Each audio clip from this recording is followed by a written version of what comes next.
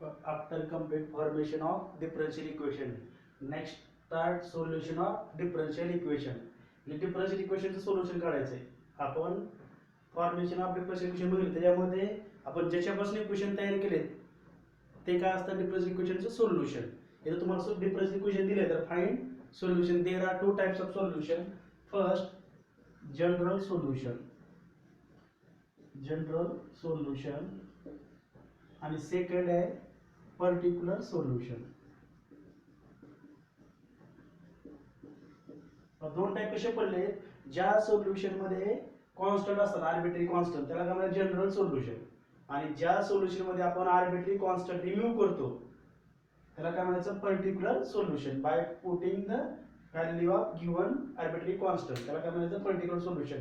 ह्या दोन्ही आपण पहिल्यांदा बेसिक एक्झाम्पल बघू. दोन एक्झाम्पल की जनरल सोल्युशन कसं तयार होतंय, म्हणजे ते कशावर डिपेंड आहे फॉर्मेशन ऑफ डिफरन्शियल इक्वेशन. नंतर आपण जनरल आणि पर्टिक्युलरची कंबाईन एक्झाम्पल बघूया. ठीक आहे, आपण बघूया आता तिथं क्वेश्चन कसं तयार. क्वेश्चन राईट करूया आधी, नंतर सॉल्व करूया. आता ह्याच्यामध्ये काय ते बघा, verify that y sec x equal to tan x plus c. हे डायरेक्ट सॉल्व करा तुम्हाला हे भेटतंय, बट ह्याच्यावरून सॉल्व करा हे भेटतंय. हे काय विचारलं, हे ह्याचं सोल्युशन आहे का, म्हणजे ह्याच्यापासून हे तयार करून दाखवा. Simple method. आणि दुसरी मेथड काय आहे, जर तुम्हाला ह्याच्यापासून हे तयार करायचं असेल तर काय माहिती इंटिग्रेशन. इंटिग्रेशन काय पाहिजे आपलं परफेक्ट. आपण ह्याच्यापासून तयार करू. Given that y sec x equal to tan x plus c. ह्याच्या आधीच जे आर्टिकल आहे फॉर्मेशन ऑफ डिफरन्शियल इक्वेशन त्याच्यावर हे एक्झाम्पल डिपेंड आहे. त्यात किती आहेत आर्बिट्ररी कॉन्स्टंट, एकच आहे c. त्याच्यावर आपण काय फाइंड करू, हे डिफरन्शियल इक्वेशन फाइंड करू. Differentiate with respect to x y sec x u into v. y constant sec चं डेरिव्हेटिव्ह काय, sec derivative sec x into tan x plus sec x constant y चं derivative काय dy by dx equal to tan x चं derivative sec square x plus c चं काय असतंय 0. बघा sec dividing to both side by dividing sec x. हे divide केलं काय y tan x plus dy by dx equal to काय आलं sec x. मग कसं लिहिता येईल बघा हे, therefore dy by dx y tan x equal to काय आलं sec x. झालं तयार. हेच therefore काय म्हणता येईल, this is the solution of given differential equation. this is the general solution because त्याच्यामध्ये काय आहे कॉन्स्टंट c आहे ना, मला काय म्हणायचं जनरल सोल्युशन. जर c नसेल तर काय म्हणायचं पर्टिक्युलर सोल्युशन. राईट करा. Basic formation of differential equation. Therefore खाली काय आन्सर येणार, therefore y sec x equal to tan x plus c is solution of given differential equation. समजतंय कशावर डिपेंड आहे फॉर्मेशन ऑफ डिफरन्शियल इक्वेशन वर. Write करा example. Example second, verify that y equal to log x plus c is a solution of the differential equation x d square y by dx square plus dy by dx equal to 0. बघा हे थोडं different example आहे. हे काय घेतलं मी इथं, एक constant आहे, काय पाहिजे होतं एकच डेरिव्हेटिव्ह, बट हे काय घेतलं सेकंड ऑर्डर डेरिव्हेटिव्ह. म्हणजे आपल्याला इथं त्यांनी सांगितलं की तुम्ही सेकंड ऑर्डर डेरिव्हेटिव्ह घ्या आणि हे भेटते का चेक करा. तुम्हाला डाऊट येईल, इथे एकच कॉन्स्टंट दिला आपल्या इथं log x आहे function. Given that y equal to log x plus c differentiate with respect to x काय dy by dx. log x चे काय असते 1/x प्लस c चे काय झालं 0. x इकडं multiply x dy by dx equal to 1. Equation first. आलं काय आन्सर नाही आहे. मग again differentiate with respect to x u into v. x constant याचं डेरिव्हेटिव्ह काय आलं d square y by dx square plus dy by dx constant x चे काय येईल 1 equal to 0, therefore x d square y by dx square plus dy by dx, hence prove, हे prove झालं बघा. Therefore the given solution is the given differential equation. हे पण याचं काय सोल्युशन आहे, झालं प्रूव्ह आहे. हे पण राईट करा एक्झाम्पल. बघा एक्झाम्पल तर आता आपण सेपरेट चालू केले. पहिले झाले कॉमन एक्झाम्पल. आता find the general solution GS of the given differential equation dy by dx x equal to 25 minus x square. जर सिंपल एक्झाम्पल असेल तर इथं व्हेरिएबल सेपरेबल फॉर्म सॉल्व्ह करायचं. तर व्हेरिएबल सेपरेबल फॉर्म काय सांगतो, ओल्ड सिलेबस मध्ये ते आर्टिकल होतं, इथे मी काय सांगितले, फक्त कॉमन सांगितले. एका साइडला y चे व्हेरिएबल घ्यायचे, एका साइडला x चे व्हेरिएबल, नंतर काय घ्यायचं इंटिग्रेशन. जे भेटेल ते काय असणार आहे तुमचं solution of differential equation. First derivative म्हणजे काय असणार आहे, फर्स्ट आर्बिट्ररी कॉन्स्टंट. बघा dy ही x व्हेरिएबल आहे ना, इथं हे कसं लिहू शकतो आपण, dy x 25 minus x square dx. एका साइडला y चे व्हेरिएबल, एका साइडला x चे व्हेरिएबल. तुम्ही त्यावेळेस क्रॉस मल्टिप्लिकेशन डिवाइड कुठलीही ऍडजस्ट करू शकता.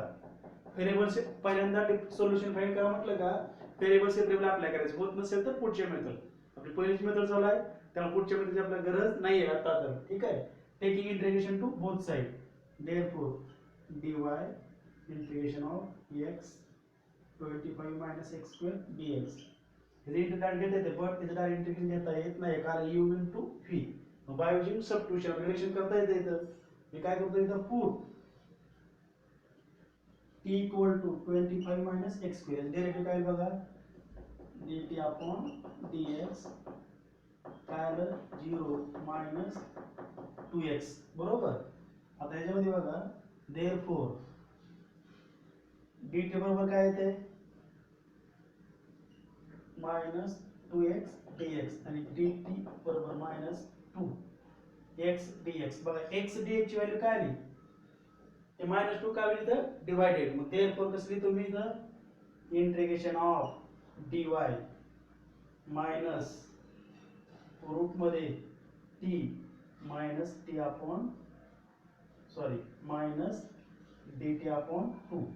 हे कसं लिहिता येईल, dy मायनस 1 अपॉन 2 साइडला काय आलं रूट t dt. dy चे हे 2 पलीकडे मल्टिप्लाय करा, 2 dy मायनस इंटिग्रेशन मध्ये रूट 2 dt. काय dy चे इंटिग्रेशन y माहिती आहे, x dx इंटिग्रेशन काय असते किंवा 1 चे इंटिग्रेशन काय असते x. तसे इथं व्हेरिएबल dy आहे ना, म्हणून 1 चे इंटिग्रेशन काय आलं y. बर मला सांगायचं आहे तुम्हाला, डिफरन्शियल इक्वेशन चॅप्टर आपण सॉल्व करत असताना आपल्याला काय माहित पाहिजे, ऑल इंटिग्रेशन मधले फॉर्म्युले वा सिक्वेन्स कसे आहे बघा. आधी डेरिव्हेटिव्ह चॅप्टर करायचं, नंतर इंटिग्रेशन, आणि हे दोन चॅप्टर परफेक्ट झाल्यानंतर काय करायचं आहे, डिफरन्शियल इक्वेशन. आपला डेरिव्हेटिव्ह झालाय, इंटिग्रेशन झालाय, बट ते फॉर्म्युले कन्फ्यूज करू नका. इंटिग्रेशन आपण थोडा स्पीड मध्ये घेतलाय बरोबर, त्यामुळे ते सुरुवातीचे आर्टिकल बघा, सुरुवातीचे बेसिक फॉर्म्युले बघा.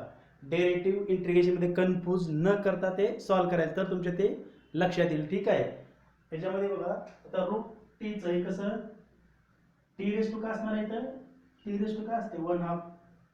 फॉर्म्युला काय n+1. डेरिव्हेटिव्हचे अपोजिट नाही integration, n t raise to चं काय T raise to n+1 upon n+1. इथे nच किती आहे 1/2, मग काय येतं मायनस ॲज इट इज ना टी रेस टू 1/2 नस काय 3/2 प्लस c किंवा आपण काय म्हणतो c1. हे कसं लिहिता येईल 2y minus 2/3 t raise to 3/2 plus c1. But याच्यामध्ये बघा t ची व्हॅल्यू काय पुट अप करायला लागेल ना substitution. Therefore 2y equal to minus 2/3 t ची value 25 minus x square raise to 3/2 plus c1. c1 तुम्ही काय पुट अप करू शकता परत c, आणि लास्टला तुम्ही आन्सर असं लिहू शकता 2y मायनस 2/3. हे बघा स्क्वेअर मध्ये देता येईल ना, जर तुम्हाला स्क्वेअर मध्ये 25 मायनस x स्क्वेअर काय bracket cube plus c, where c1 equal to c put up केलं. This is the required solution.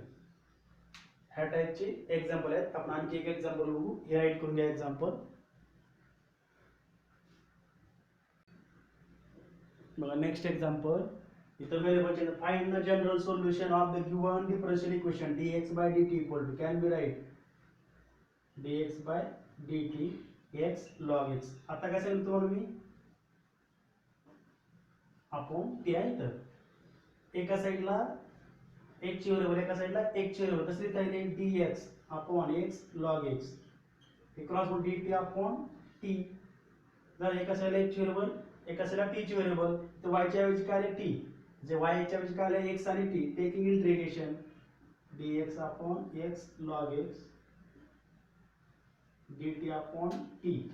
बघा इथे दोन वेळेस लॉग असेल तर कसं लिहितं, हे असं ऍडजस्ट करता येते 1 upon x log x. Reverse multiplication करा, हेच भेटते ना इथं, ते काल साईडला dx 1 अपॉन t dt. असं काय ऍडजस्ट केलं इथं, जर खालच्या जर डेरिव्हेटिव्ह वर असेल तर त्याला आपल्याला काय घेता येते, त्याचं integration direct formula. log x चे डेरिव्हेटिव्ह काय 1 अपॉन x, त्याचं काय मग log ऑफ log x येईल. t चं डेरिव्हेटिव्ह काय 1, म्हणजे त्याचं पण काय ते log of t plus c required. हेच आन्सर आहे, याला c1 म्हणा किंवा c म्हणा, एवढंच आन्सर ह्या डिफरन्शियल इक्वेशनचं. हे दोन फॉर्म आहेत. असे एक्झाम्पल्स तुम्ही आणखी बघा, काही अनसोल्ड एक्झाम्पल सॉल्व्ह करा. काही डाऊट आला तरी मला विचारू शकता. आपण थांबूया. नेक्स्ट लेक्चर आपण आणखी कुठले एक्झाम्पल घेऊ, जनरल सोल्युशन आणि पर्टिक्युलर सोल्युशनचे एक्झाम्पल घेऊया.